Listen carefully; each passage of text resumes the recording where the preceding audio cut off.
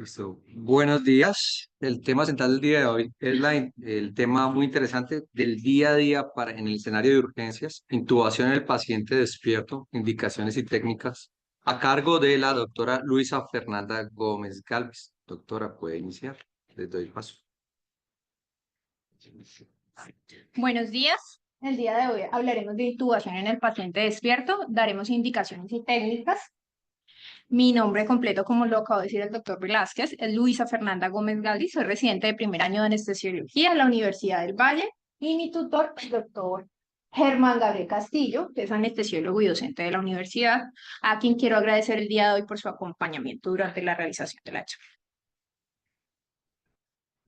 Daremos inicio entonces a la conferencia, hablando del contenido de la conferencia. Entonces tenemos que hablar algo de historia, anatomía y fisiología de una manera breve, indicaciones, hablaremos de la oxigenación, anestesia de la vía aérea, sedación, técnicas, consideraciones especiales y por último entonces daremos las complicaciones y las conclusiones de la charla. Dentro de la historia, entonces tenemos que en 1878 se introdujeron por primera vez las cánulas traqueales y fue el doctor William Mason, un cirujano escocés, quien realizó la primera intubación oral en un paciente despierto, en un paciente con tumor bucal. Abandonó su práctica médica después de que una cánula traqueal se desplazara y un paciente falleciera. Franz Kuhn, de 1900 a 1912, desarrolló las técnicas de intubación nasal y oral con cánulas metálicas flexibles, después de anestesiar la mucosa oral con cocaína. Y el doctor Ivan McGill, en 1920, pues desarrolló las puntas anguladas de McGill o sondas de McGill para intubación nasal a ciegas en el paciente totalmente despierto. Sus técnicas prevalecieron por más de 40 años. En 1928 se creó el fibrobroncoscopio rígido, y fue hasta 1964 que el doctor Chiqueto Ikeda desarrolló el primer broncoscopio flexible de fibra óptica, revolucionando el manejo de la vía aérea y de la intubación. Para los años 60 y 70 ya se tenían unas indicaciones muy claras para intubación en el paciente consciente. Básicamente eran pacientes con aumento del riesgo de ingurgitación gástrica y aumento del riesgo de colapso cardiovascular. El doctor Duncan en 1977 nos publica este artículo en el que nos da las indicaciones para el manejo de intubación en el paciente consciente para la fecha. Entonces tenemos que él nos relata obstrucción intestinal o hemorragia gastrointestinal, paciente gravemente enfermo, senil o paciente moribundo, paciente con intubación difícil anticipada o un paciente con insuficiencia respiratoria. Hablaremos entonces de la anatomía y la fisiología de la laringe de una manera más breve para conocer de manera más integral el tema. Dentro de la anatomía, la laringe pues, es crucial para la ventilación y para la fonación. Al lado izquierdo tenemos una imagen coronal de la laringe, donde vemos el hueso hioides, donde se insertan músculos intrínsecos de la laringe, se insertan y se originan. Tenemos la epiglotis, que funciona como una válvula para la protección de la vía aérea en el momento de la deglución. Tenemos entonces el cartílago tiroides, que es el cartílago más grande de la laringe y funciona para protección de sus estructuras internas. Y el cartílago cricoides, que se encuentra por debajo del cartílago tiroides y se continúa con la trachea. Al lado derecho, entonces, tenemos las principales estructuras cartilaginosas de la laringe. Tenemos igualmente pues, el hueso hioides, la membrana cricotiroidea, perdón, la membrana tiroidea, el cartílago tiroides, el cartílago cricoides y hacia la continuación superior del cartílago cricoides tenemos los huesos, el cartílago aritenoideo, que son dos estructuras triangulares que funcionan también para ayudar al movimiento de las cuerdas vocales. Eso es una imagen de una nasofibra en un paciente despierto. Entonces vemos pliegue vestibular, las cuerdas vocales, vemos la epiglotis y los cartílagos aritenoideos. Hablaremos entonces de la inervación. Importante conocerla en el momento de realizar un buen procedimiento, un procedimiento exitoso. Básicamente, la inervación de la laringe está dada por dos nervios, que es importante conocer. El nervio laringeo superior y el nervio laringeo recurrente. El nervio laringeo superior se origina en el ganglio inferior del nervio vago y a nivel del asta mayor del hueso hioides, se va a dividir en una rama externa y una rama interna. Su principal función, tenemos que decirla, y es la parte sensitiva. Su rama interna va a inervar las cuerdas bucales y por encima de esas, pero también va a tener un componente motor por medio de su rama externa al músculo cricotiroideo. El nervio laringo recurrente es una rama del nervio vago y su principal función es motora, va a inervar la parte motora de los músculos intrínsecos de la laringe, con especial importancia del músculo cricoaritenoideo posterior, que es el encargado de abducir las cuerdas bucales durante la ventilación. Pero también va a tener un componente sensitivo importante, que es por debajo de las cuerdas bucales. Tenemos también una contribución importante del músculo glosofaríngeo a través del nervio amigdalino y va a dar la sensibilidad de la vallécula y la base de la lengua. Entonces, en esta imagen tenemos lo que sucede normalmente en una respiración. Vemos que las cuerdas bucales tienen que estar abducidas o abiertas por medio del músculo cricoaritenoideo posterior y para la fonación deben estar cerradas. Y esto lo realizan gracias al músculo tiroaritenoideo y el músculo aritenoideo transverso. Conoceremos entonces la anatomía nasal. Es importante conocerla en el momento de realizar una intubación nasotraqueal. Hay mayor riesgo de trauma. Entonces, al lado izquierdo tenemos una imagen de los cornetes, un cornete superior, medio, inferior. Cornete que mayor riesgo de trauma tiene es el cornete inferior, porque es el que normalmente está hipertrofiado. Y al lado derecho tenemos la irrigación arterial de la cavidad nasal. Entonces, tenemos que la cavidad nasal básicamente está irrigada por las arterias edmoidales, la arteria esfenopalatina, la palatina mayor y la labial superior. De las arterias anteriormente mencionadas, la esfenopalatina es la arteria que es protagonista porque irriga en su mayoría los cornetes y la gran cantidad pues, de la cavidad nasal. El sitio más frecuente de sangrado a nivel de la cavidad nasal anterior es el plexo de Kesselbach, que es una anastomosis en la esfenopalatina, la palatina mayor y la labial superior. Es muy fácil de contener pues, este sangrado. Hay un sangrado que es a nivel posterior, dado por la esfenopalatina descendente y la palatina mayor. Hablaremos entonces de los reflejos. Los reflejos son importantes disminuirlos o aborirlos en la medida de lo posible para poder hacer una intubación en el paciente despierto.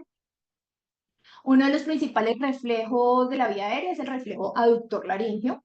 El reflejo aductor laríngeo es un reflejo protector que responde a estímulos mecánicos y químicos y básicamente protege la laringe de cuerpos extraños. Su principal función, digamos que es el cierre glótico, sin embargo, colabora para la tos, para la dilución y los estornudos, para realizar la expulsión de los cuerpos extraños. Entonces, tenemos una vía aferente, una integración y una vía eferente de este reflejo. La vía aferente está dada por las fibras sensitivas a nivel de la laringe, a través del nervio laringeo superior, como lo comenté anteriormente. Este va a llegar al ganglio nodoso y el ganglio nodoso va a dar una señalización al núcleo del tracto solitario. A través de este núcleo y sus subnúcleos se va la integración de la información y el núcleo del tracto solitario va a mandar la señalización al núcleo ambiguo. Por medio del núcleo ambiguo, que es el núcleo rostral motor más importante del bulbo raquídeo, a través del nervio laríngeo recurrente, va a mandar pues una señalización para que la glotis se cierre, que se inhiba la contracción del diafragma, se produce apnea, tos. También va a dar una activación de las neuronas vagales para cambiar o hacer cambios en la frecuencia cardíaca y en la presión arterial. Y esto va a dar como resultado pues, la expulsión de los cuerpos extraños. El reflejo nauseoso es otro de los principales reflejos que se debe tratar de disminuir o abolir en lo posible para poder hacer un muy buen procedimiento. Básicamente es un reflejo protector evolutivo que evita la deglución de cuerpos extraños y previene la asfixia. Se estimula por estímulos en la pared faríngea, en el área amigdalina y en la base de la lengua.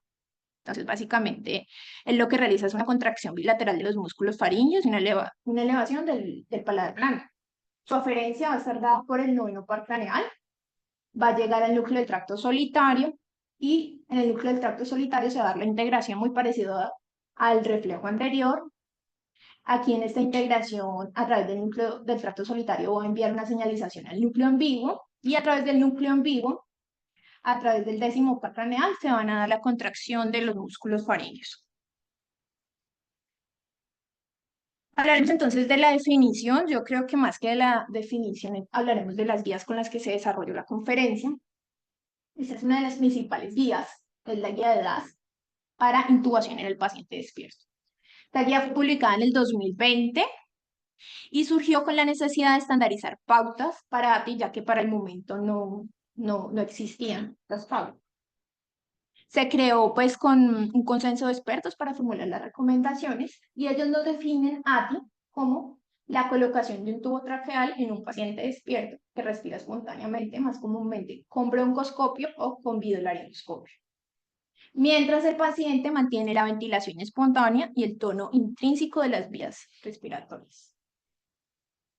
Esa es otra de las guías con las que se desarrolló la conferencia, es la guía canadiense para el manejo de la vía aérea en un paciente con vía aérea difícil predicha, fue publicada en el 2021 y es una actualización de su última guía que fue publicada en el 2013.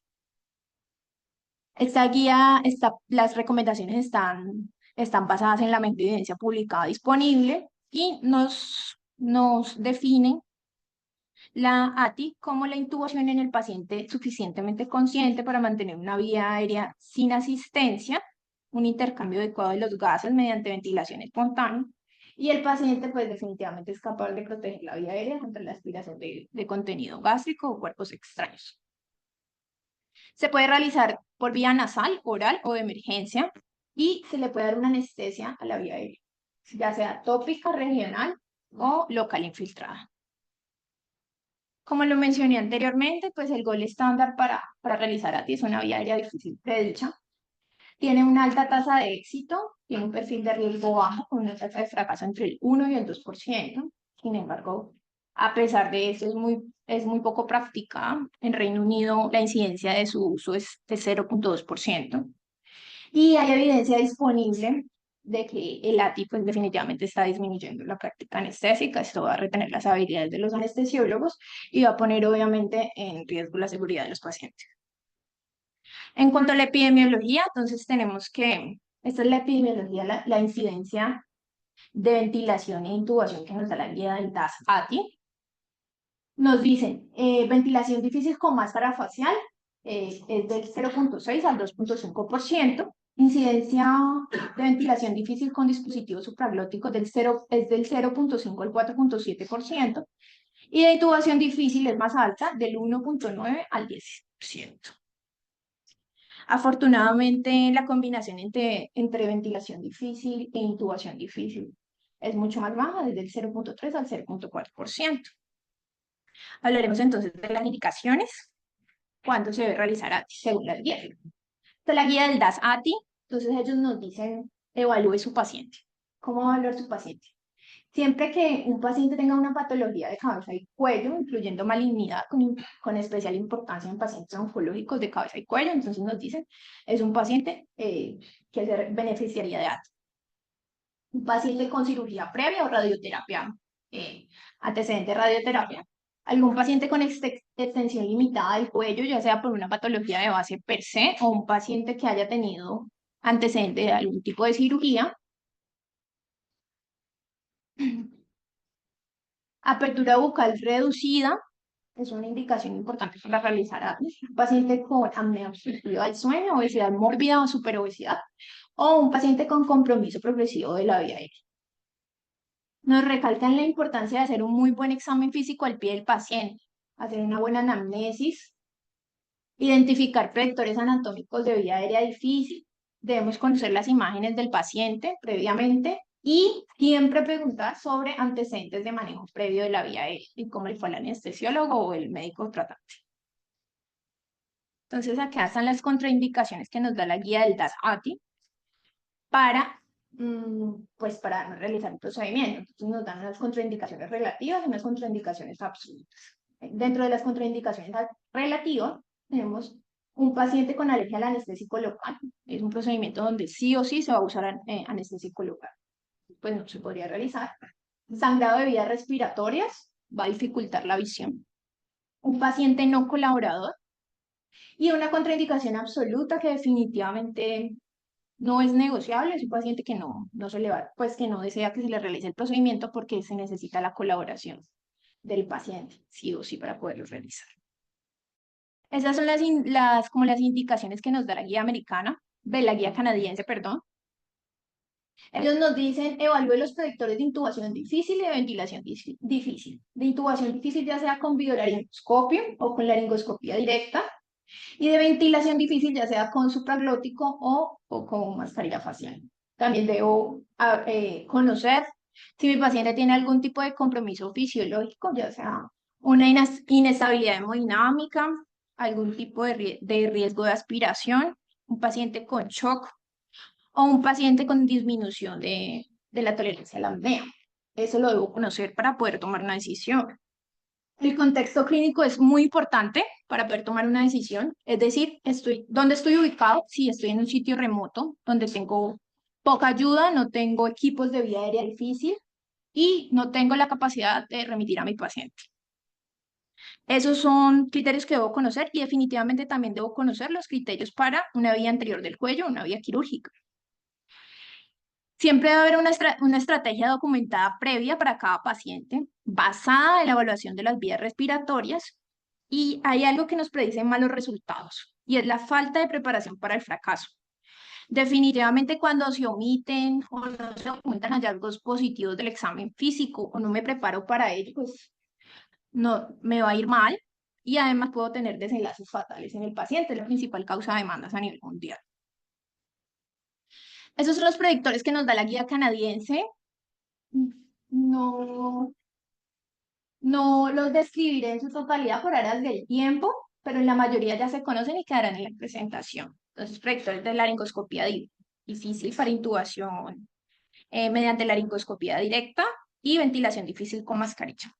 Acá están los predictores para intubación difícil con videolaringoscopia y los predictores de ventilación difícil con dispositivos supraglóticos.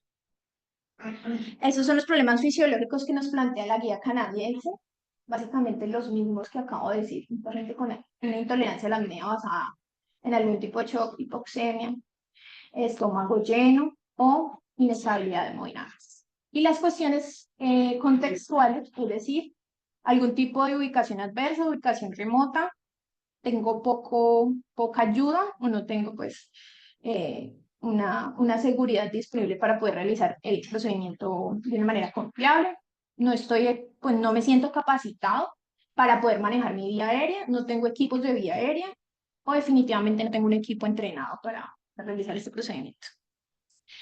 Esos son los predictores que nos da la guía para dificultad del acceso de la vía anterior del cuello, vía quirúrgica. No están muy bien estudiados, no hay un consenso claro. Sin embargo, ellos nos dicen que son puntos de referencias anatómicos que estén alterados, ya sea porque el paciente tiene un cuello grueso, es un paciente obeso con algún tipo de enfisema, hematoma, radiación previa del cuello o alguna limitación para la extensión del cuello.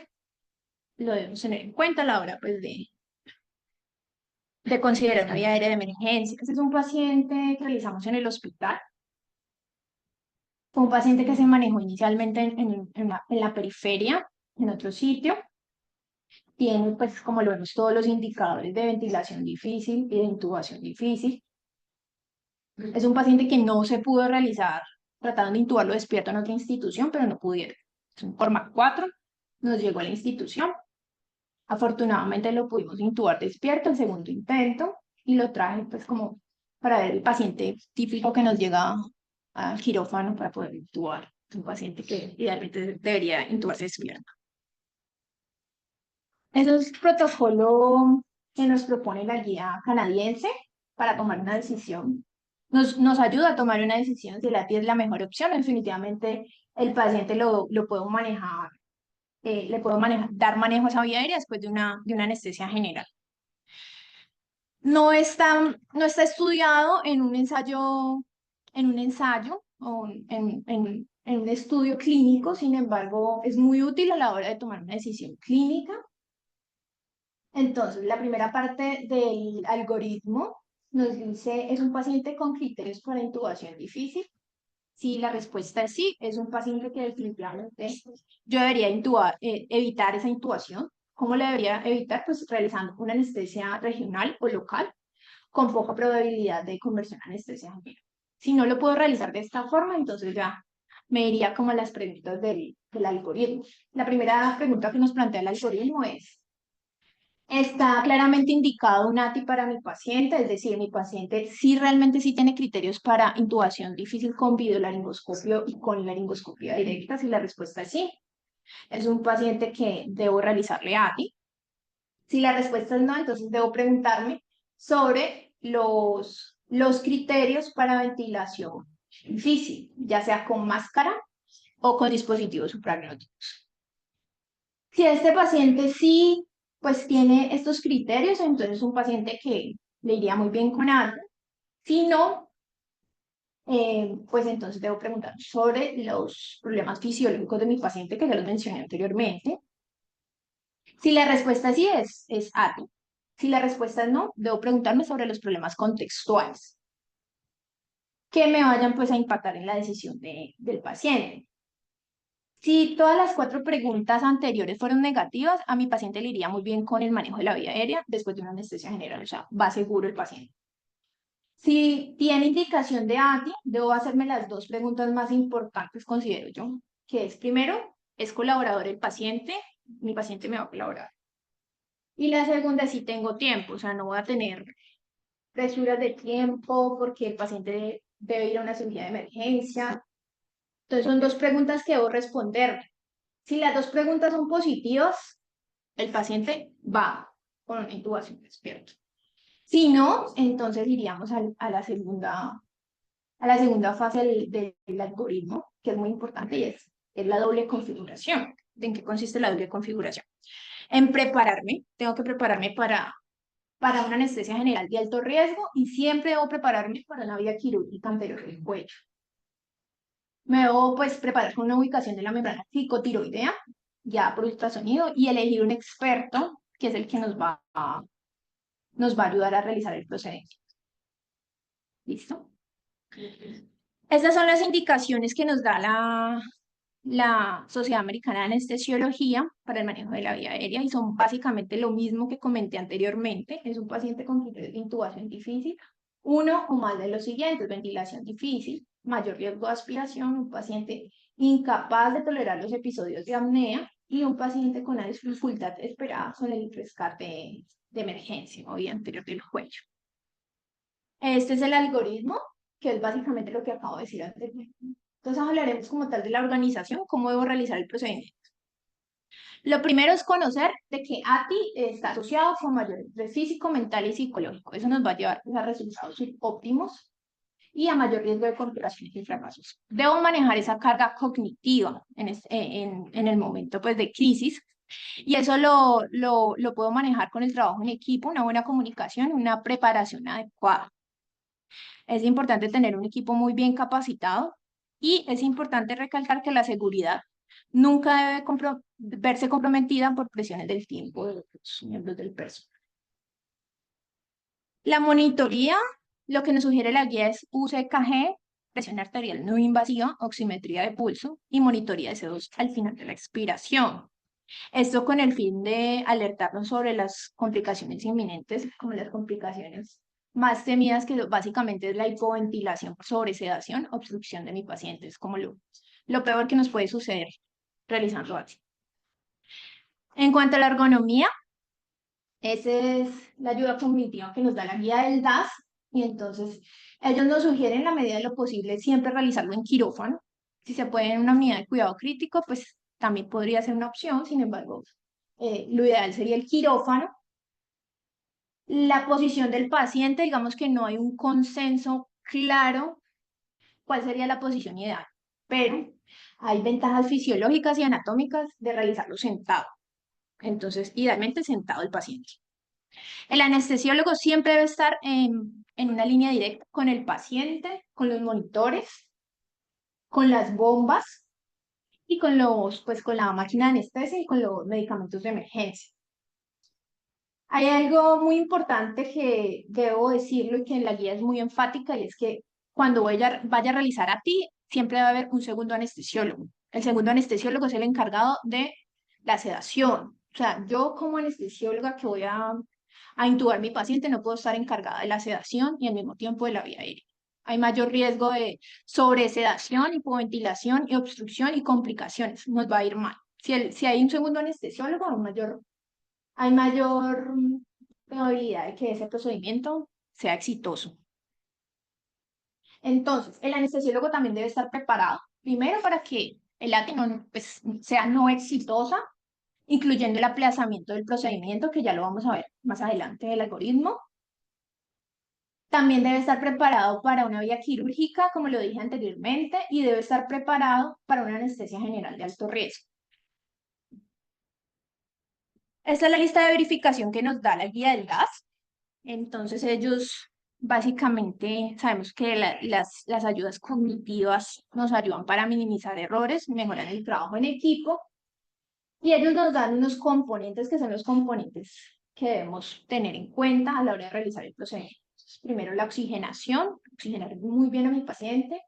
La anestesia de la vía aérea, que en este caso ellos nos hablan de topicalizar, pero tenemos varias opciones, ya lo vamos a ver. La sedación y el desarrollo del procedimiento. Hablaremos entonces de cada componente. Vamos a ver primero las técnicas de oxigenación. Entonces, ¿qué nos dice la guía? La guía nos dice los pacientes que tienen, que se realizan con oxígeno de bajo flujo o métodos convencionales, no les va tan bien, se desaturan más. Oscila entre el 12 y el 16%, y cuando se usa una cánula nasal de alto flujo, pues la desaturación es mucho más baja, entre el 0 y el 1,5%. Entonces, idealmente, lo que nos recomienda la guía es usar cánulas nasales de alto flujo, ¿sí? Se debe usar antes y durante todo el procedimiento para mejorar la seguridad. Entonces, ¿qué tenemos en cuanto a la luz de la evidencia? Podemos decir si usar cánulas o dispositivos de alto flujo versus dispositivos convencionales. Este es un estudio retrospectivo realizado en el 2022 que básicamente comparó el oxígeno nasal de alto flujo versus el oxígeno convencional durante ATI. Se hizo en 199 pacientes y básicamente el desenlace primario fue la saturación de oxígeno más baja durante ATI. ¿Cuál fue el resultado que obtuvieron?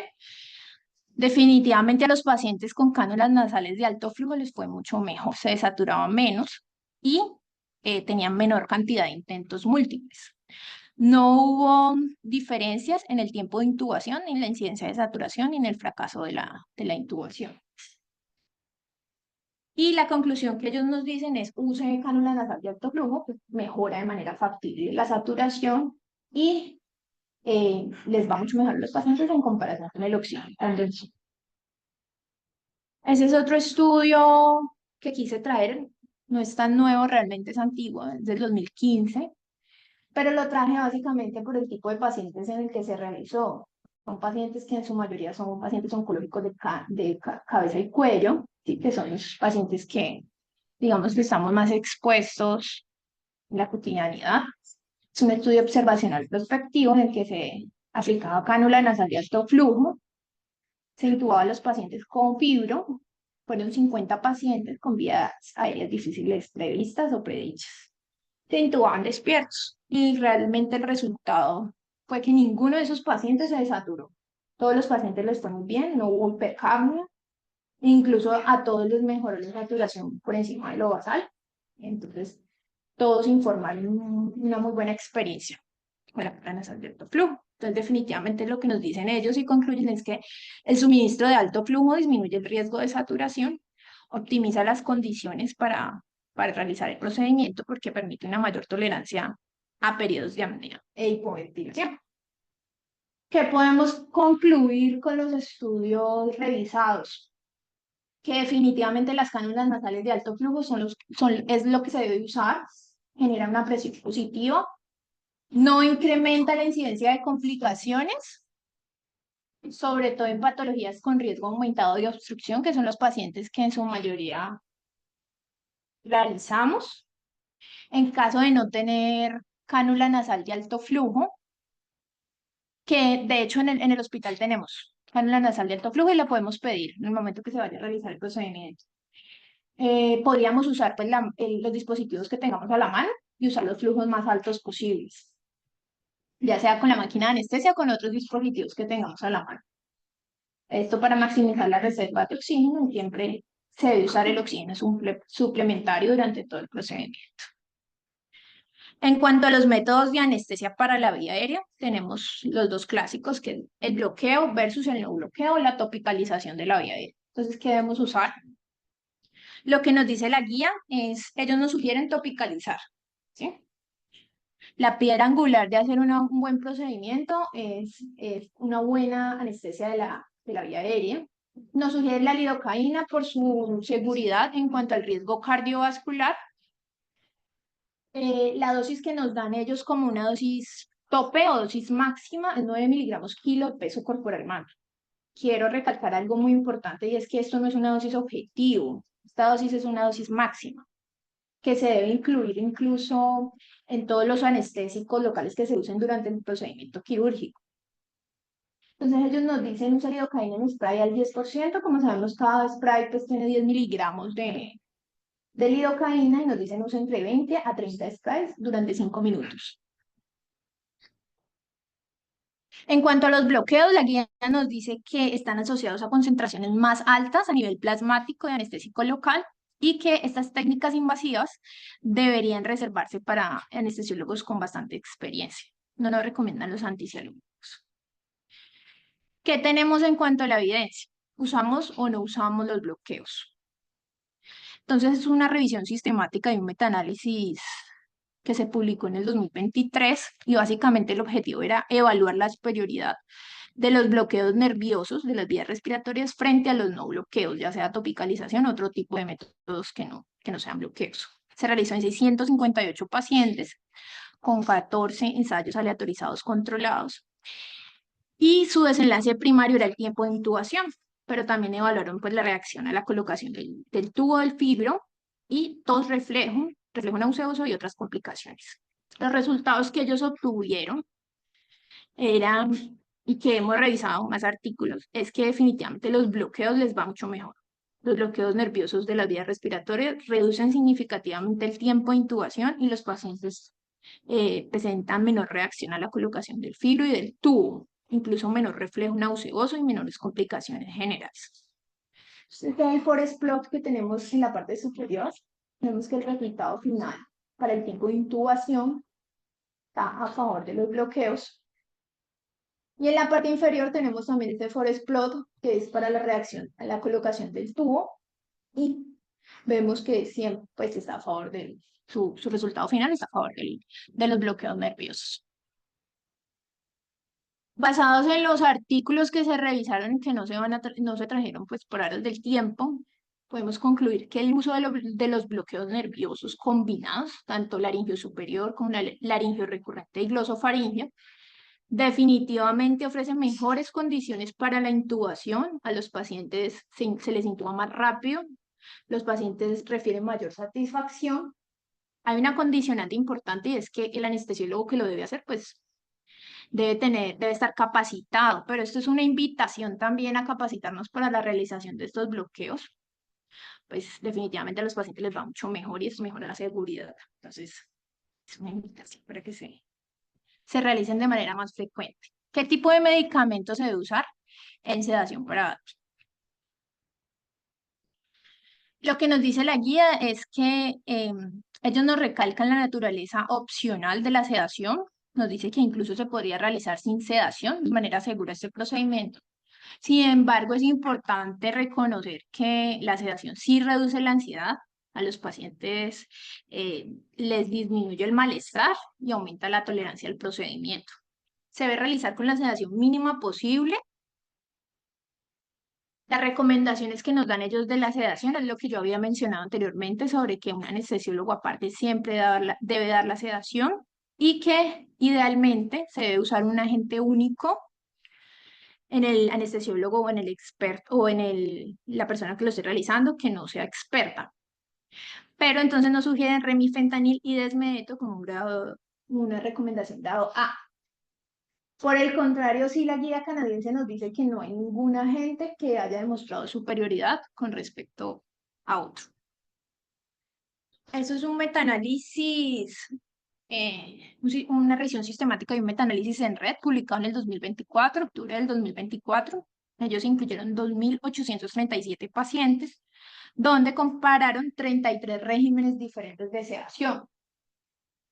Y el objetivo de ellos era determinar las técnicas de sedación para una intubación traqueal exitosa, un tiempo más corto hasta la intubación exitosa y un menor riesgo de saturación en los pacientes. ¿Qué se obtuvo? ¿Cuál fue el resultado? Entonces, definitivamente no hubo diferencia o no hubo evidencia que sugiriera que un régimen fuera superior a otro. A todos los medicamentos les iba igual. Ni en tiempo de intubación, ni en menor riesgo de saturación. Y sí, cualquier estrategia fue superior al placebo. Hay una consideración importante que sí quiero mencionar sobre este metaanálisis y es que hubo un resultado que sí mostraba que la desmetomidina como agente único combinado con ketamina y propofol podría facilitar una intubación más corta, con un tiempo más corto. Esto se excluyó porque tenían un alto riesgo de sesgo, este resultado, entonces no se determinó. Pero ellos sí nos mencionan que la desmetomedina tiene un efecto sedante y ansiolítico combinado, por ejemplo, con la ketamina, por su efecto analgésico y ventilatorio que podría haber explicado mejor el tiempo de intubación traqueal. Sin embargo, como el resultado no fue concluyente, no se pues no se obtuvo pues como dentro de los resultados. El remifentanil no fue superior a ningún otro, esto lo recalco porque la guía del DAS no lo recomienda, eso no fue superior. Como conclusión, tenemos que definitivamente para hacer una API exitosa, la sedación no parece estar relacionada con eso. Para maximizar una API exitosa, entonces debemos como optimizar otro tipo de componentes como la oxigenación, una muy buena anestesia de la vía respiratoria y un buen rendimiento del procedimiento, más que la sedación, ya que pues como lo vimos en este metaanálisis, ningún régimen es superior a otro. Dentro de las conclusiones que traje basados en los artículos revisados, es que ningún régimen es superior ningún régimen de sedación es superior a otro. Eso es claro. Y que el anestesiólogo debe usar el medicamento con el que más familiarizado esté o más cómodo se siente. Esa es la recomendación más importante. La desmetomedina y la ketamina pueden tener buenos perfiles de seguridad, pero no lo suficientemente como para hacer una recomendación. En cuanto a la técnica, tenemos que la intubación traqueal mediante video y mediante fibro tienen una tasa de éxito y un perfil de seguridad muy similares. Realmente no hay mucha diferencia. La elección entre un método y otro lo debemos escoger basados pues, en la experiencia que tengamos y basados en las condiciones clínicas del paciente. Entonces, ¿cuál es la ruta apropiada? Pues hay que resaltar que los estudios no demuestran una superioridad de la ruta nasal versus oral, más allá de la condición clínica del paciente. Entonces, lo que nos dice la guía es, si el paciente obviamente tiene una apertura bucal limitada, pues debes hacerlo vía nasal. Si el paciente va para una cirugía nasal, el enfoque oral es la ruta preferida. Y la guía no recomienda el uso de los tubos de PVC o de cloruro de polivinil estándar porque tiene mayor riesgo de trauma. Lo que nos recomienda la guía es usar el tubo de Parker FlexTip, que es un tubo preformado, que tiene una punta atraumática que facilita la intubación de manera más suave. Y nos recomienda las cánulas orofaringeas de Williams, que básicamente sirven para la guía de la colocación del broncoscopio, tienen un bloque de mordida incorporado y tienen un canal central ancho que minimiza el trauma a los tejidos. ¿Cómo se debe comprobar la posición del tubo? Debo Estar seguro basado en dos componentes importantes. El primero es, si estoy utilizando fibro, visualizar el lumen traqueal. Si estoy utilizando videolaringoscopio, pues debo ver el tubo pasar a través de las cuerdas bucales, es lo más importante. Y siempre, siempre con la capnografía, deben ser dos criterios para saber que el paciente está intubado. ¿Qué usar? ¿Videolaringoscopio o fibro? Entonces, tradicionalmente el gol estándar siempre ha sido el fibro, pero últimamente el video pues ha tenido altas tasas de éxito. Entonces lo que nos dice la guía es siempre tener la disponibilidad de los dos, tanto fibro como el video. Si una técnica falla, entonces tener el otro como rescate. El fibro sí tiene unas indicaciones claras y es básicamente un paciente con una apertura oral limitada, pues puede ser mucho más fácil realizarlo por vía nasal, aunque este se podría hacer por vía nasal y oral. Hay unas desventajas y es la dificultad para navegar por los cornetes, tiene mayor riesgo de epistaxis y de trauma y requiere una curva de aprendizaje mayor que el videolaringoscopio, ¿sí? Requiere mayor experiencia. El video, por su parte, entonces, tiene menor riesgo de trauma, tiene una mayor conciencia espacial de lo que estoy realizando, pero sí tiene unas limitaciones. Las limitaciones es que en paciente, por ejemplo, con una apertura oral limitada no se podría realizar. Un paciente con patología de base de la lengua o algún tumor en base de la lengua no lo puede usar, o un paciente con una extensión limitada del cuello. Eso es lo que nos recomienda la guía canadiense y es un resumen de lo que acabo de decir. El video con hoja hiperangulada se recomienda porque tiene una mayor conciencia espacial, incluso podría, pues es una técnica mucho más familiar, podría permitir una intubación más rápida que el video y no se puede usar en apertura bucal limitada, ni en pacientes con limitación para la extensión del cuello, ni en una lengua demasiado grande o con masas en base de la lengua. Y el fibro, pues sí permite la navegación, sobre todo en masas obstructivas o lesiones en base de la lengua, entonces les iría muy bien. Y se puede utilizar en el caso de que no se pueda usar el video. Esta es una revisión sistemática y un metaanálisis que se realizó en el 2024 y el objetivo básicamente era comparar el video versus el fibro con la intubación en el paciente despierto. El desenlace primario era la duración del ATI y tenía otros desenlaces secundarios como la tasa de intubación exitosa en el intento inicial, intubación fallida y satisfacción informada por el paciente u otras complicaciones. Se realizó en 873 pacientes, 11 ensayos aleatorizados controlados. ¿De qué se dieron cuenta ellos? Entonces, básicamente, no hubo diferencias significativas en intubaciones fallidas ni en intento inicial de intubación.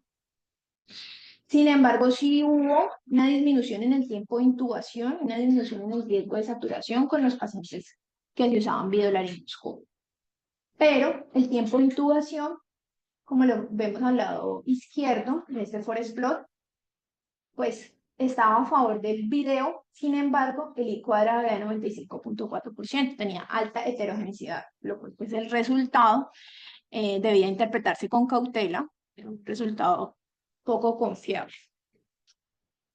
Al lado derecho entonces tenemos el forest plot para la desaturación, este pues estaba a favor del fibro y el I cuadrado era el 7%, un resultado confiable.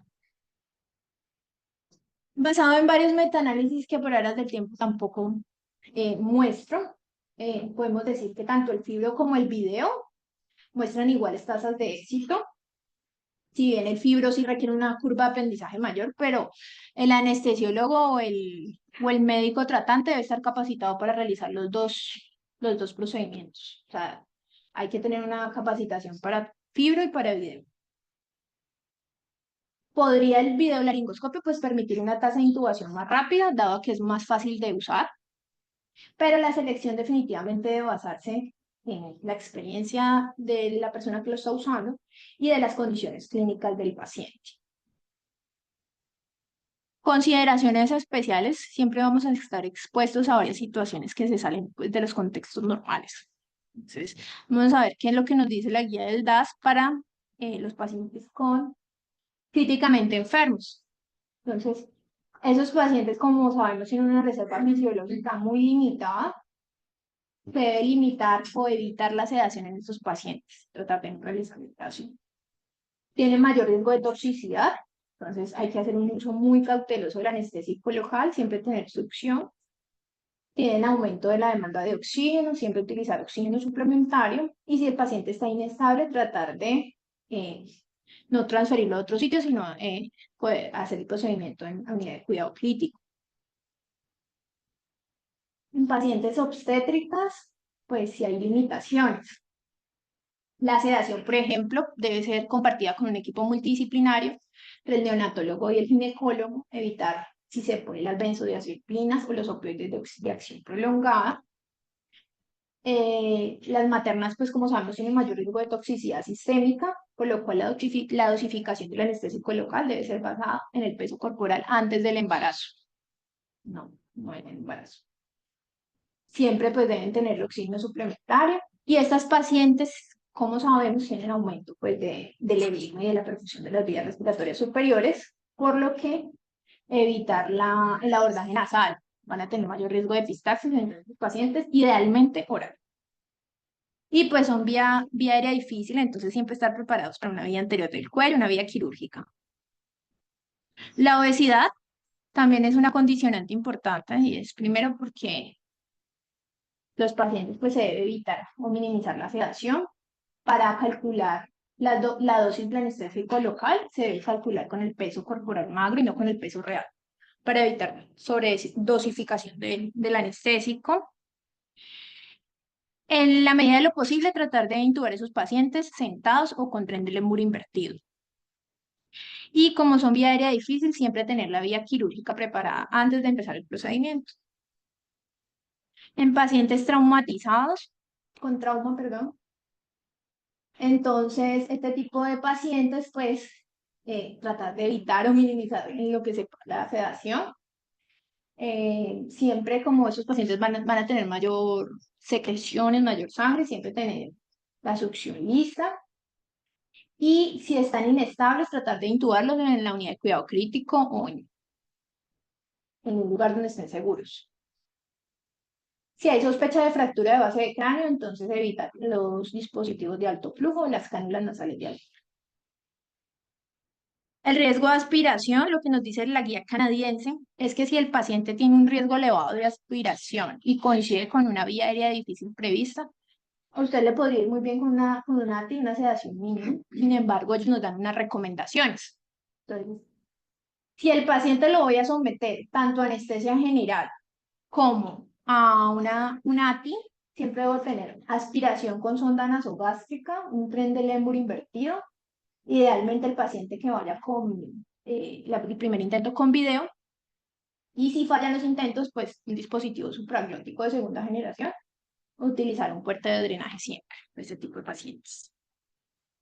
En cuanto a los pacientes pediátricos, según la guía de la Sociedad Europea de Anestesiología y Cuidado Crítico, que salió hace poco, en el 2024, ellos nos recomiendan los niños con vía aérea difícil, les va mucho mejor con anestesia general y un buen bloqueo neuromuscular.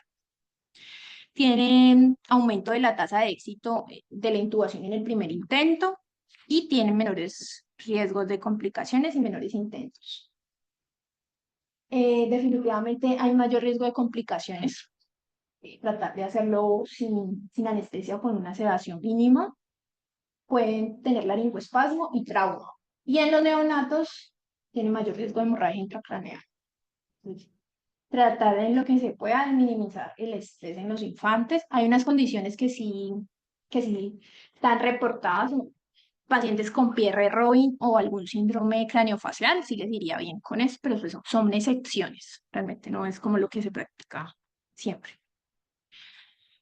La intubación nasotraqueal es una práctica habitual en cirugías maxilofaciales y de cabeza y cuello. Eso es un paciente que se realizó en el hospital. Se intubó de manera nasotraqueal con fibro. Es un paciente que tenía una limitación para la extensión del cuello. No podía extender el cuello más allá. Esas son las contraindicaciones de intubación nasal. Primero, pues una de las principales es una fractura de base de cráneo. Paciente con algún tipo de coagulopatía, epiglotitis, cuerpos extraños, pólipo nasal, un paciente con episodios frecuentes de epistaxis, válvulas cardíacas o algún tipo de fractura o traumatismo facial. Y las principales complicaciones es la epistaxis, bacteremia, obstrucción del tubo nasotraqueal, y hay otras pues más raras, que sería rinorrea líquido cefalorraquídeo, meningitis, entre otras que no mencionaré. Hablaremos entonces del manejo de las complicaciones. Las complicaciones en ATI son frecuentes. Un 18% de los pacientes se puede complicar. ¿Cómo se complican? Pues múltiples intentos de realización, traumatismos de las vías respiratorias, obstrucción de las vías respiratorias, como lo dije durante toda la charla, y sangrado y ATI fallido. ¿Cómo define un ATI fallido? Un ATI fallido es la extracción no planificada del bronco o del video o tubo de la vía aérea sin haber logrado una ATI exitosa. Debo, en lo posible, minimizar el número de intentos y si tengo un ATI fallido, entonces lo que nos dice la guía es mire los componentes en los que usted cree que pues pudo haber fallado y debe optimizarlos antes de intentar un nuevo intento, valga la redundancia. Entonces, siempre debo optimizar. Entonces, si creo que mi paciente está desaturado, entonces incremento la CO2, trato de desobstruir mi paciente. Si el paciente está sobresedado, entonces apago la bomba. Si el paciente creo que no hice una buena anestesia de la vía respiratoria, entonces trato pues de maximizar la topicalización o mejorar la parte del bloqueo y mejorar definitivamente el procedimiento, ¿no? Los intentos que nos dicen todas las guías son 3 más 1. 3 por la persona que está realizando el procedimiento más 1 por un experto. Eso es lo máximo que se puede intentar. Puede ser fallido porque hay una anestesia inadecuada, un exceso de sedación o una anatomía adversa del paciente o el paciente no me está colaborando. Si después de 3 más un intento no pudimos, entonces es un ATI no exitoso o sin éxito. Ese es el algoritmo que nos propone la guía para ATI sin éxito. Entonces, lo primero que se debe hacer es pedir ayuda. Debo pedir ayuda, paro la sedación y el FIO2 al 100%. Y debo detenerme y pensar, ¿qué tengo que hacer? O sea, ¿este paciente lo tengo que intubar inmediatamente o no lo tengo que intubar inmediatamente? ¿Por qué? Porque hay una condición que me está amenazando la vida del paciente o no. Entonces, si tengo, por ejemplo, comprometida la ventilación, el sistema neurológico está comprometido, o es una cirugía que debo hacer de emergencia, o hay un deterioro clínico importante, si la respuesta es no, entonces pospongo el procedimiento, no lo realice, pospóngalo.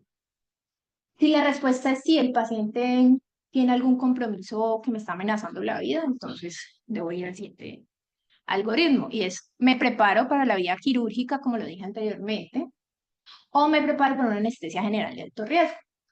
Puedo hacer una TI por vía anterior del cuello, si me va bien, pues me fue bien, pude manejar esa vía aérea. Si no, entonces me preparo para una anestesia general de alto riesgo. La anestesia general de alto riesgo se debe dar con una muy buena inducción, un muy buen bloqueo neuromuscular e idealmente el primer intento con videolaringoscopio, es lo que nos dice la guía. Esta estrategia es el protocolo Vortex. El protocolo Vortex es una ayuda cognitiva para momentos de crisis, no solamente para anestesiólogos, sino para cualquier médico tratante de esa vía aérea. Y básicamente nos guía sobre realizar una oxigenación y ventilación. Nos da un rescate primario y nos da un rescate secundario. El rescate primario que ellos nos sugieren es intubar mi paciente, tubo, video y buggy. Tengo 3 intentos con tubo. Si no pude, entonces paso a dispositivo supraglótico. Tengo 3 intentos. Si tampoco pude, paso a mascarilla facial, 2 manos y cánula orofaringea. Si tampoco pude, a pesar de estos 9 intentos, entonces me preparo para un rescate anterior del cuello con una vía quirúrgica. Definitivamente, pues si no pude, es que no pude intubar y no pude oxigenar, entonces tengo que tener todo listo y todo preparado. Es una muy buena estrategia en momentos de crisis. El entrenamiento, la oportunidad de entrenamiento en este tipo de procedimientos es limitado. Entonces, las habilidades se adquieren con experiencia, ya sea con los pacientes, simuladores y demás. Entonces, también es una invitación a que los líderes de vía aérea pues nos ayuden a la capacitación de este tipo de procedimientos porque les pues, mejoran los resultados en los pacientes. Hablaremos de las conclusiones. La intubación traqueal despierto es una técnica clave en el manejo de las vías aéreas porque ofrece una seguridad al mantener la ventilación espontánea. Los anestesiólogos deben estar capacitados tanto en el manejo del video como del fibro. Y si falla un dispositivo, pues el otro debe estar como rescate. En caso de intubación traqueal despierto sin éxito, entonces se pospone el procedimiento si no hay algo que amenace la vida del paciente. Y si esta condición se encuentra, entonces lo ideal es asegurar la vía aérea con emergencia, una vía quirúrgica de emergencia o anestesia general de alto riesgo. La oxigenación se debe brindar con dispositivos de alto flujo. Si no tengo acceso a dispositivos de alto flujo, el dispositivo que tenga, pues para mejorar, disminuir la tolerancia a la apnea, perdón, aumentar la tolerancia a la apnea y menor riesgo de complicaciones. Y definitivamente el manejo exitoso de las vías aéreas difíciles no solo depende del anestesiólogo, sino de un buen equipo que esté capacitado.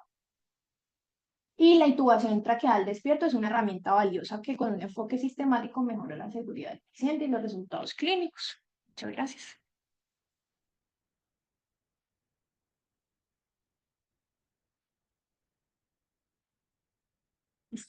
¿Hay preguntas ahí?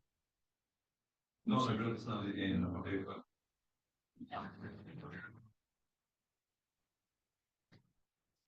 Es cierto, importante. La primera es que los preguntas van a entrar en como para bueno,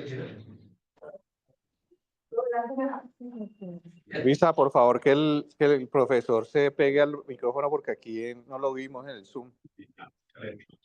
está bien, Reto. Bueno, dos condiciones importantes. Vea, la anestesia tópica tiene unas caracterizaciones con la vía aérea en cuanto a concentración plasmática muy importantes, específicamente inferior a la tráquea. No tiene casi un metabolismo en primer paso, es decir, lo que pasa, pasa directo a la circulación. O sea, las concentraciones plasmáticas, especialmente a nivel traqueal, son altas. El spray que utilizamos usualmente, pronto para los que no lo tengan presente, el spray de lidocaína al 10%, cada puff más o menos tiene 10 miligramos por puff.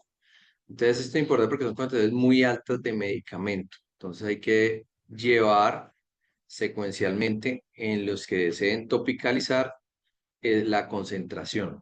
El cálculo, porque de hecho ha habido casos reportados de paro o de LAST por topicalización. Porque uno está en el estrés, es por eso importante tener dos anestesiólogos y uno que lleve también la bitácora de los procedimientos. Dentro de eso también hay alguien que tiene que coordinar y tener en cuenta la dosis de anestésico local, dado que los anestésicos locales son importantes. A nivel personal, definir si, independiente que se defina si es con fibro o con videolaringoscopio, hay un componente que no se, digamos, que no se bloquea, digámoslo así, por eso es importante. Recuerden que la maniobra de videolaringoscopia, al menos la técnica tradicional, se basa en una subluxación, lo cual es algo muy doloroso de la ATM. Este es un componente, es la razón por la cual se tiene que sedar y dar un componente analgésico adicional.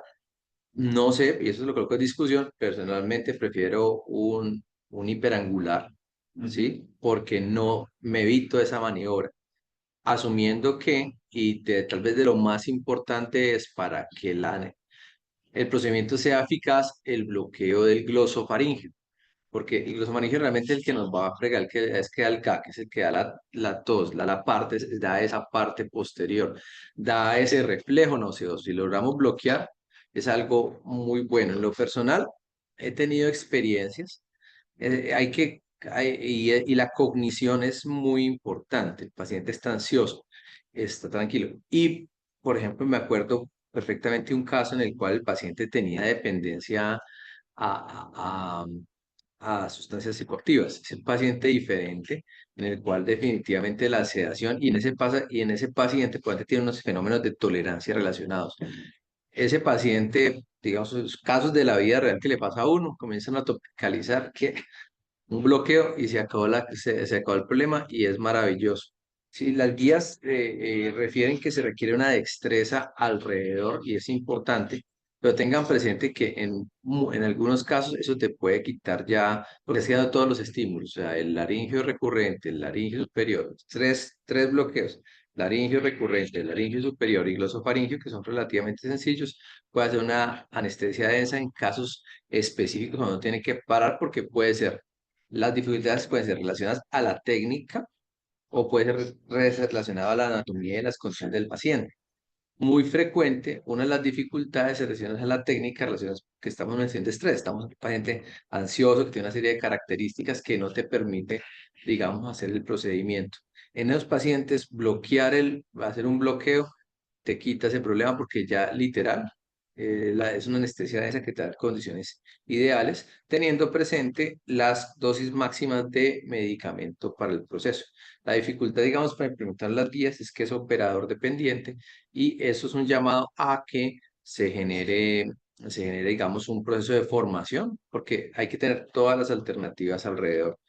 En este contexto, no olvidar, y es importante, el papel actualmente que tiene la ecografía de la vía aérea que está desarrollándose, pero nos puede determinar cosas como, al predecir la vía aérea por vía anterior, uno de los problemas que podemos tener es la anatomía por sí misma, específicamente con frecuencia en las técnicas de punción percutáneas, la yugular anterior, que es muy frecuentemente que se te atraviesa y cuando vas a ver, ahí está o anomalías. Yo he tenido casos, he visto que la idea del arco se sube hasta arriba y eso puede pasar. Entonces, digamos que poderla valorar también es importante dentro de la marcación, valorar qué dificultades técnicas puedo tener en relación y la ecografía es simplemente colocar un aparato antes y mirar si está despejado o tal vez no está despejado y eso nos puede modificar la técnica. Asimismo, actualmente, y lo he utilizado, pues antes se utilizaba, digamos, ya hablo en cuanto a las técnicas del bloqueo. Antes uno buscaba el cuerno, todavía lo busco, el cuerno y el dedo y bajo, y me meto por debajo para bloquearse toda la rama interna. O la otra es colocar el eco paralelo, mirar dos sombras. Acuérdense que el hueso se define como una línea hiperecoica con sombra acústica posterior. Entonces usted mira al lado el ioides y la segunda vía, que en este caso es la tiroidea, y al lado está la tiroidea, y fuera de plano usted llega, lo disecando y coloca momentos en mora, es relativamente sencillo. Bueno, el objetivo no era hablar de técnicas de bloqueo, pero mi punto es que a mi parecer y entender, y en la vida diaria me ha pasado, algunas veces la topicalización no es suficiente, los pacientes que no es el candidato, que no me deja.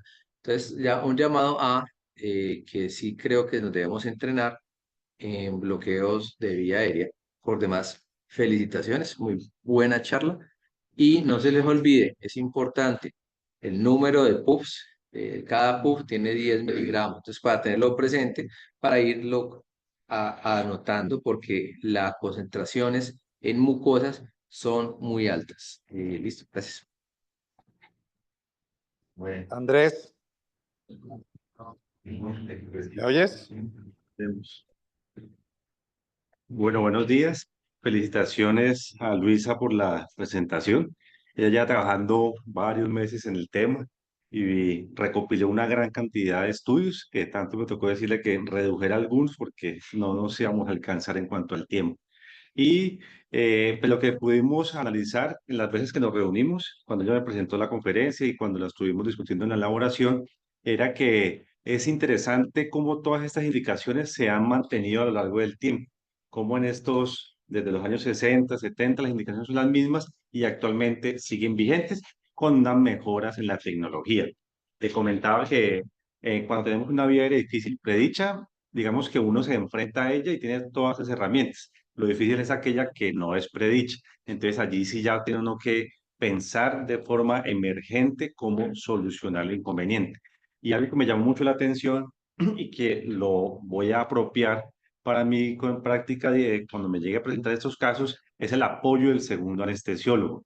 Muchas veces tenemos muy por sentado que ante la emergencia nos apoyamos en el colega, pero ante la planeación o ante lo programado o ante lo que está indicado, como una vía aérea difícil, una masa gigante en cuello, una masa gigante en boca, una hemimacelectomía que usted tiene un compromiso por completo, o un paciente que no te abre la boca por una lesión que tenga, apoyarse con el colega en la sedación es fundamental.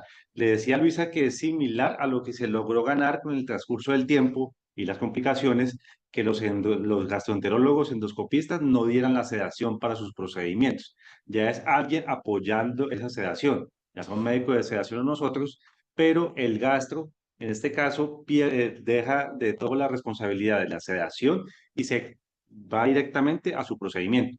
Lo mismo que en el caso de la vía aérea difícil que estamos manejando, o un video o un fibro con mayor razón. Necesitamos mirar una cámara, manejar el fibro, manejar la cámara, ver la pantalla y estar pendiente, no, subirle al REMI, no, bajarle al REMI, no, se me subió mucho, ya se profundizó. Entonces, eso nos pierde como el enfoque que tenemos que tener para poder manejar estos pacientes. Entonces, ese segundo anestesiólogo para el paciente programado me parece que es algo fundamental que se encargue de la sedación. Los esquemas de sedación, como lo dijimos, no vamos a recomendar ninguno porque ninguno es recomendado con un nivel de evidencia suficiente para decir la mejor combinación es Revipropol, la mejor combinación es Ketodex. No, es de acuerdo a su capacidad, de acuerdo al paciente y lo que mejor se siente. Y de acuerdo también con Luisa lo que hablamos acerca de la topicalización versus los bloqueos. Como no tengo tanta experticia en los bloqueos, yo me voy más a la topicalización. Y porque también he tenido a veces dificultades con los bloqueos, porque me puede, por lo menos con una gorda glosofaringeo por la boca, puede generarse alguna lesión, algún sangrado. Igual el bloqueo transtraqueal también te puede generar sangrados. Entonces, cuando uno tiene un riesgo de sangrado en un paciente que no tiene como tal trauma, el peor enemigo en la parte visual de los dispositivos, ya sea video o fibro, es la sangre. Entonces, cuando usted tiene sangre, pierde toda la visual. Entonces ya le va a quedar una dificultad mucho mayor. Nuevamente, hay una condición que es a lo que me he visto enfrentado en los últimos años en mi práctica anestésica, son los pacientes de estómago lleno. Si bien es difícil, no es lo más frecuente, pero digamos en el sitio donde trabajo hay mayor cantidad de esos pacientes porque son muy frecuentes en pacientes con oncología, en procedimiento, en cáncer gastrointestinal, cáncer de estómago, cáncer de colon, que hacen obstrucciones intestinales y eso nos puede condicionar a un estómago lleno muy complejo de manejar. Entonces me he visto abocado a utilizar en varias ocasiones la intubación despierto en pacientes con estómago lleno como recomendación por la experiencia que ya he tenido y también con base en la evidencia que mostramos con Luisa, usar el video laringoscopio, como dicen, de las hojas hiperanguladas, me han facilitado intubar a estos pacientes, topicalizando la vía aérea y explicando muy bien. Entonces, en estos pacientes, digamos, hay que manejar la ansiedad más con ansiolítica y charladito, más hablando, dialogando y negociando. Señor, usted tiene una lesión, un riesgo muy alto de que ese contenido que está en su estómago se vaya al pulmón y se nos complique la situación. Si neurológicamente no está bien, muy bien, entonces nos toca exponernos a una anestesia general de alto riesgo, de broncoaspiración en este caso, en los pacientes de estómago lleno o de vía aérea que se pierden en los pacientes con masas y demás.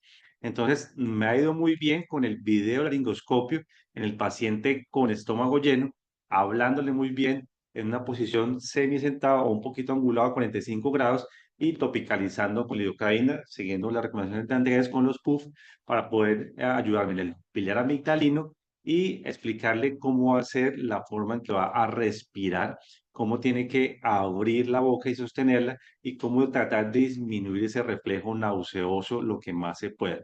El reflejo nauseoso con los hojas hiperanguladas he notado que es un poco menos o se presenta un poco menos y apenas usted ya tiene la visual de la glotis, ahí ya en ese momento pues logra intubar al paciente y tiene, eso sí, prepararse para una inducción rápida, pues por la hipnosis inmediata. Hay pacientes que son muy colaboradores, incluso ya con el tubo en la tráquea, te hablan las despierto, te levantan la mano, te dicen, listo, no hay problema, y logra uno manejarlos adecuadamente. Con el fibro hay que también tomar esa habilidad y tenerla muy presente, especialmente para los abordajes nasotraqueales, cuando hay masas en la lengua, en el cuello, o que te impiden, lesiones que te impiden la apertura oral. topicalizar y manejar muy bien la parte de la mucosa nasal es fundamental para el fibro. Con Andrés algunas veces habíamos utilizado la lidocaína con adrenalina cuando no teníamos disponibilidad de la oximetazolina. Entonces, cuando no hay vasoconstrictores, nos buscábamos la forma de disminuir ese posible sangrado que se pueda presentar, porque como Luisa lo mencionó, la mucosa nasal puede sangrar muy fácilmente y especialmente en condiciones, por ejemplo, las embarazadas puede ser algo peor, catastrófico. Y el manejo de los cornetes. Entonces, en ocasiones tuve que hacer una dilatación de cornetes manual con el dedo meñique que se le aprendía a los maxilofaciales, que ellos logran hacer una subluxación del cornete utilizando el meñique, pues con muy buena lubricación para evitar un trauma mayor al momento de pasar el tubo. Porque si no tenemos estos tubos de punta flexible o que sean más, que no sean traumáticos, el tubo convencional, cuando uno lo deja completamente rígido, de la forma en que lo saca de la bolsa y lo pasa por la nariz, es un tubo que te puede lacerar por completo porque él, por la angulación que tiene, al pasar por la mucosa nasal, se puede convertir en un elemento cortante. Entonces, te corta la mucosa nasal y sangra en cantidades y usted ya tiene sangre, es una vía aérea difícil y va a usar el fibro porque esa es su indicación, entonces todo se vuelve mucho peor. Entonces, felicitaciones, Luisa, por el abordaje del tema. Tratamos de tener todas las indicaciones posibles para que pues tengamos como más información al respecto. Para finalizar, hay dos cosas que me llaman la atención. Pues vamos en Fundación San José de Buga, hemos estado estructurando a diversos niveles clínicas funcionales, es decir, que tenga unidad de costos y que sea autosostenible. Con las guías y la necesidad de un segundo anestesiólogo, yo sí creo, y Dios, le estoy mirando números últimamente, es un proceso que se puede ser facturable aparte de, porque no es un proceso que es inherente a la anestesia, sino que se requiere un grupo, requiere unos aditamentos, requiere un personal, y eso abre una oportunidad, ¿sí? Una oportunidad de generar, no solamente acá, sino en pisos, UCIs, urgencias, el grupo de vía aérea difícil, y es sentarse a hacer un costeo, porque nuevamente, aquí necesitamos un segunda persona, así como en los procesos de gastroenterología se requiere alguien que haga sedación, en los procesos de imágenes, se requiere alguien que sea de nación, procesos de dolor, se requiere alguien que rote, se requiere un grupo aparte, con una hoja y una codificación aparte para lograrlo. Entonces, digamos que las guías lo dicen, es simplemente sentarse a echar números con los institucionales y adicionalmente a eso, post-COVID, casi que en todos los hospitales tenemos cámaras de alto flujo. Entonces, digamos que no hay una razón. Eso básicamente se paquetea y se costea dentro del paquete de lo que se requiere. Se lo digo porque es importante pensar también administrativamente que es un proceso que puede ser facturable y eventualmente también dar lugar de trabajo para los colegas. Felicitaciones, doctora. Muy bien.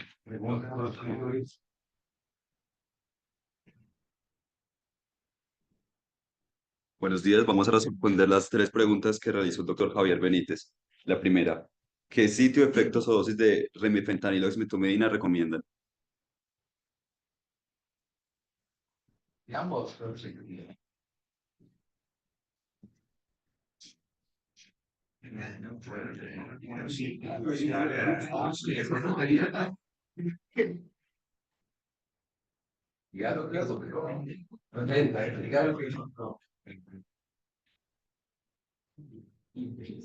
Hola, Dor.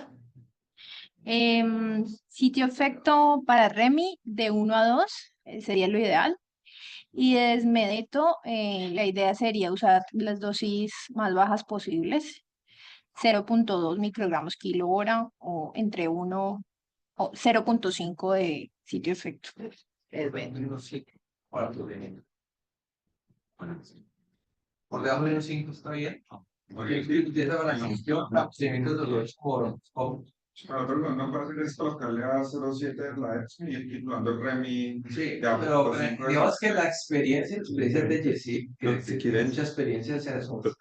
Uy, No hay un sitio efecto específico, digamos, dado, pero si se extrapola a los modelos de sedación, donde se asume que puede haber un procedimiento doloroso, porque quieres mantener vías respiratorias, lo que hacemos usualmente, y entendiendo que tenga una comorbilidad cardiovascular relacionada, normalmente para procedimientos fuera de quirófano, que tengan un sitio que sean dolorosos, solamente uno asume un sitio de efecto para comenzar a titular de REMI de uno. Pero, por ejemplo, procedimientos como broncoscopia, lo cual se aduce a este tipo de procedimiento, en lo cual tú buscas mantener permeabilidad de la vía aérea, tener mejor chance de lo que hacemos usualmente, y eso es extrapolado de Yesid Díaz, Fundación Valle del Lili, sitio de efectos de 1.3 a 1.5. Pienso que eso puede ser un momento y se puede extrapolar esa experiencia. No sé tú qué opinas Sí.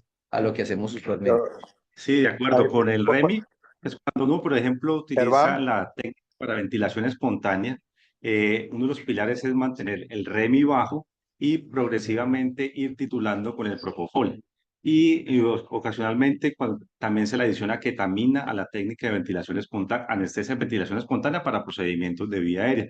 Lo podemos extrapolar de estos sitios de efectos, en los cuales no nos podemos subir mucho con el REMI, porque estamos combinando con otro hipnótico, con el propofol, y si aumentamos el REMI, vamos a caer en que el paciente nos vaya a presentar apnea, que no es lo que queremos en estos pacientes. Entonces, cuando el REMI es el sitio de efecto 1, máximo 1.5, y usted ya va titulando con el hipnótico para ir manejando el paciente. La combinación REMI-desmedeto no es muy adecuada, especialmente por la bradicardia y por la sobresedación que también se me puede presentar. Desmedetomidina se ha encontrado que tiene muy buenas referencias, especialmente por eso veían que en el estudio la mayor cantidad o el círculo más grande era con desmedeto, porque todos le estaban apuntando hacia ello, especialmente en aquellos grupos que hacen la técnica DICE, que es para la nasolaringoscopia en pacientes con apnea del sueño, para tratar de preservar toda la musculatura orofaringia. Al no caerse de tanto el velo palatino y toda la parte orofaringia, el paciente no me va a roncar y no se me va a obstruir, y eso lo logra uno, por ejemplo, con la desmetonidina. Caso contrario, cuando uno está en una sedación exclusiva con propofol, que usted empieza a subir de sitio de efecto 1, 2, 3, y en ese momento el paciente ya se sobreseda, se cae el velo palatino, el paciente empieza con ronquidos, o sea, se obstruye la vía aérea. Por eso es que recomendamos, y Luisa lo mencionó allí mucho, y lo que menciona Andrés, gracias al COVID, un beneficio es que hay mayor facilidad de obtener las cánulas nasales de alto flujo. Estas cánulas nasales de alto flujo me permeabilizan la vía aérea, puedo mantener una sedación un poco mayor, evitando que toda esta musculatura orofaringia, al perder tono por la sedación, la mantengo permeable con la cánula nasal de alto flujo. Mantengo permeable, es una especie de cánula interna, el equivalente a lo que uno hace con las nasofaringes, lo logra físicamente con las cánulas nasales de alto flujo, permeabiliza la vía aérea y logra la oxigenación, por supuesto, porque está manejando un flujo elevado con una concentración de oxígeno elevada. Entonces, sitio efecto como tal no se recomienda, por eso no mencionamos acá dosis, solamente las opciones disponibles, y ya es dependiendo de la experticia de cada quien cómo busque mantener la ventilación espontánea o pensar en ansiolisis antes de una sedación profunda. El doctor Caballero desea realizar una intervención. ¿Me Adelante. escucha? ¿Me escuchas? Sí, doctor, se le alcanza a escuchar. ¿No lo han puesto en el televisor para que escuche rápido? ¿Para que escuchen en el auditorio? ¿No? Doctor, se le alcanza a escuchar el auditorio.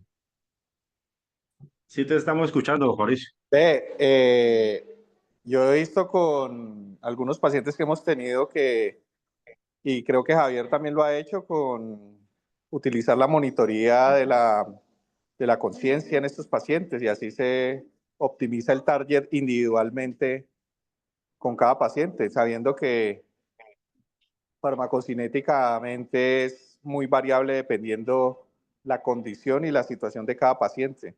Entonces, ahí la monitoría de la conciencia también entraría a estar en un papel importante, aunque no hay mucho escrito en eso, por lo que vi en la revisión, ¿no? Germán. No hay mucho, pues solamente combinaban los esquemas de sedación y monitorear la conciencia, ya sea con BIS o Setline, no hay como tal Pero descripciones. Sí la sería hemos bueno, utilizado. sería bueno verlo, ¿no? A ver si le da más seguridad a uno, que me parece que sí. Pero Sí, eso es desde el punto de vista de la experiencia, ¿no? Que no es válido a la luz de la medicina actual. correcto, Correcto, sí, entonces no hay así mucho soporte porque pues como tal los esquemas de sedación mencionan los valores convencionales con RAS o de ansiolítica y las escalas convencionales, pero no utilizan monitoría de la actividad cortical, ya sea con BIS o SETline para tener valores como tal. Ocasionalmente sí hay algunos estudios que lo mencionan, pero no hay como tal un valor que se vaya titulando, pero es una muy buena herramienta para ir titulando la sedación con base en una monitoría como tal que uno tenga la actividad cortical. Ve, y una pregunta que puede salir de aquí, un tema de discusión que lo podríamos hacer con los pediatras, el tema que mostró Luisa, que los niños definitivamente es mejor hacerles un adecuada manejo de la hipnosis y la inconsciencia, que creo que hasta dio mejores resultados lo que mostraron, ¿no? No sé, en el tema de los neonatos también sería interesante esa discusión con los pediatras, el manejo de la vía aérea, ¿no? En los niños. Porque tuvimos un caso hace como 3 semanas o 4, que fuimos a abordar una vía aérea en Sirena y y los neonatólogos estuvieron muy reacios a que optimizáramos la sedación de ese neonato. Y la verdad se complicó bastante la situación con él. Solo estaban utilizando morfina. Sí, ese es un tema bastante pues, controvertido porque uno ve que los neonatólogos prácticamente cuando nace un paciente deprimido o que tengan que necesidad de abordarlo o intubarlo sin ningún medicamento, pues se entiende que están sin vena, pero particularmente ellos son invitados a intubar al paciente sin nada o pensar que la morfina que tiene un perfil farmacocinético y farmacodinámico muy complejo, va a tener una analgesia suficiente para un estímulo doloroso como la intubación. Entonces, pues se ha tratado de capacitarlos, pero son un grupo complejo para poder que tengan presente que el neonato tiene dolor, que el neonato expresa dolor y que es necesario manejarlo una sedación adecuada para poder optimizar y en un intento evitar intentos fallidos para poder asegurar la vida en este grupo de pacientes. La cosa se vuelve un poco más compleja es en aquellas patologías, como lo mencionó Luisa, como la secuencia Pierre-Robin y demás, alteraciones craneofaciales, que sí nos ponen un riesgo muy elevado del colapso o perder la vía aérea ante procedimientos, por lo menos la colocación de los distractores mandibulares es una muy frecuente en este grupo de pacientes, entonces los convierten en vías aéreas mucho más difíciles porque son pues, neonatos y que tienen estas alteraciones craneofaciales. Pero tener razón, es importante como mirar cómo se educa o cómo se demuestra la importancia del manejo del dolor en el grupo de los pacientes neonatales y pediátricos. Tienes toda la razón, Mauricio. Le damos la Bueno, palabra al doctor hay dos Alejandro Mato. participantes, Mauricio, hay dos participantes en el foro que sería bueno que los dejemos sin opinar, que son el doctor Benítez y el doctor Sanabria, ¿listo? Claro que sí, doctor. Ya le vamos a dar la palabra al doctor Sanabria. Doctor Sanabria ya tiene el micrófono abierto. Hola, ¿me escuchan? Sí, señor, bien. Muchas gracias. Me parece muy buena exposición de la residente el complemento allí de Germán y del doctor Velázquez es muy buena académicamente. Yo quisiera hacer unas recomendaciones de lo que yo he visto. Es que cada residente debe entender muy bien esta exposición y en 3 años adaptarse a una forma en que él va a hacer la intubación del paciente despierto para que le quede muy claro y lo pueda aplicar cuando ya termine. Segundo, sí debemos hacer pedagogía desde los internos y los residentes para que no pase lo que dicen en pediatría, que intuban pacientes solamente con morfina. He visto en urgencias y en UCI que intuban solamente con grandes dosis de dormicum y fentanil y eso produce mucho deterioro hemodinámico. Y lo último es que vi en una diapositiva algo que no me pareció muy claro y es que una contraindicación absoluta para la intubación despierto sea la negativa del paciente. No me quedó claro porque yo pienso que en un extremo, el paciente no va a estar en capacidad de decidir si está o no bien de acuerdo. No, puede que no esté mentalmente capacitado para tomar esa decisión porque esté golpeado, porque está bajo efectos de algún psicotóxico. Y uno como anestesiólogo ha analizado que la mejor opción es intubarlo despierto y yo creo que eso es lo que se debe hacer. Entonces, no sé, no debería estarse como una contraindicación absoluta, porque el paciente, al decir que no quiere una contraindicación absoluta, puede estar escogiendo el peor camino de su vida o tal vez el último camino. Gracias. Muchas gracias, doctor Sanabria. Sí, tiene toda la razón, pues el problema es que la guía trata de recoger todas estas recomendaciones, tanto de expertos y con base en los estudios que hay disponibles, y la recomendación de la guía mencionaba acerca de esa negativa, pero tiene toda la razón, y considero que es más uno hablar con el paciente, evaluar riesgo-beneficio, y cuando se explican en detalle y el paciente entiende que el mayor beneficio para él el abordaje despierto para poder asegurar su vida aérea, puede uno lograr de pasar de una negativa que el paciente acepte como tal el procedimiento. Si ya es un paciente neurológico que no está en condiciones, pues ahí sí ya tocaría desajustar y considerar un esquema de una sedación que nos permita realizar el abordaje o, como lo menciona la guía, exponerse a lo que se llama la anestesia general de alto riesgo, que no sería lo ideal, pero pues llegaríamos a ese extremo en caso tal que no se logre pues que el padre una colaboración de forma adecuada para realizar el procedimiento de la forma más segura.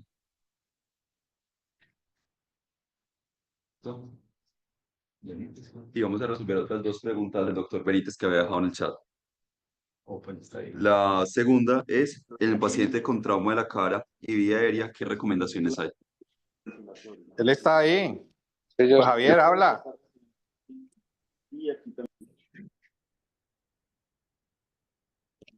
Javier, puedes hablar.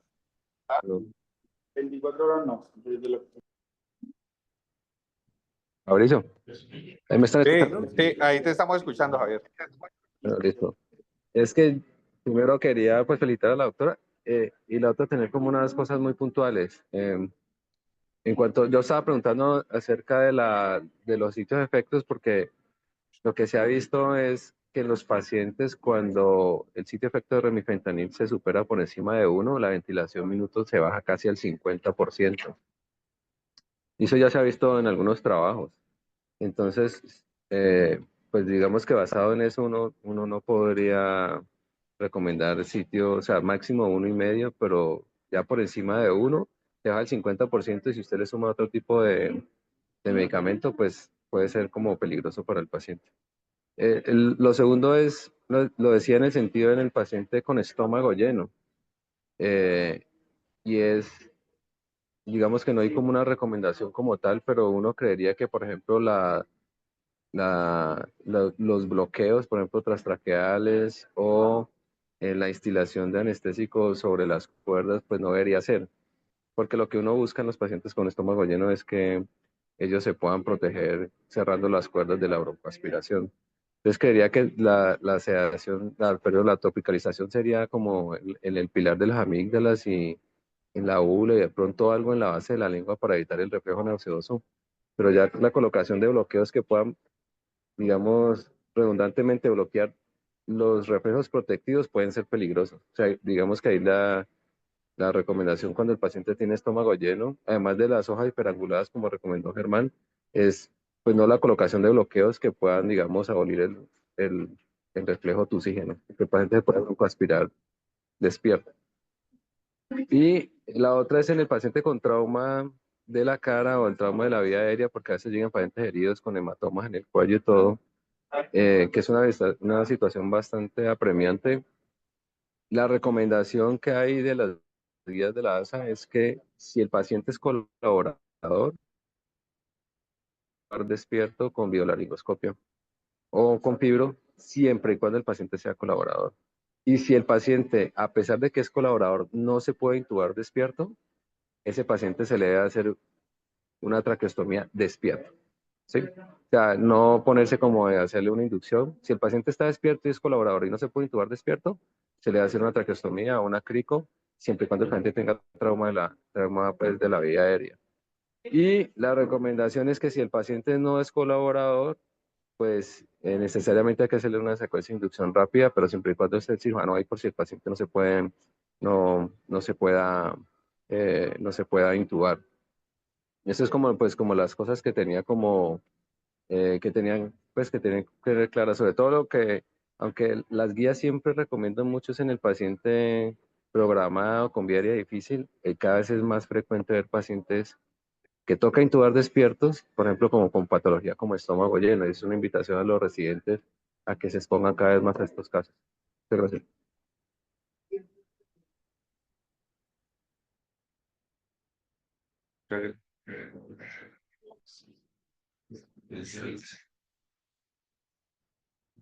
Muchas gracias por la asistencia a la actividad. Los esperamos en las siguientes actividades del departamento.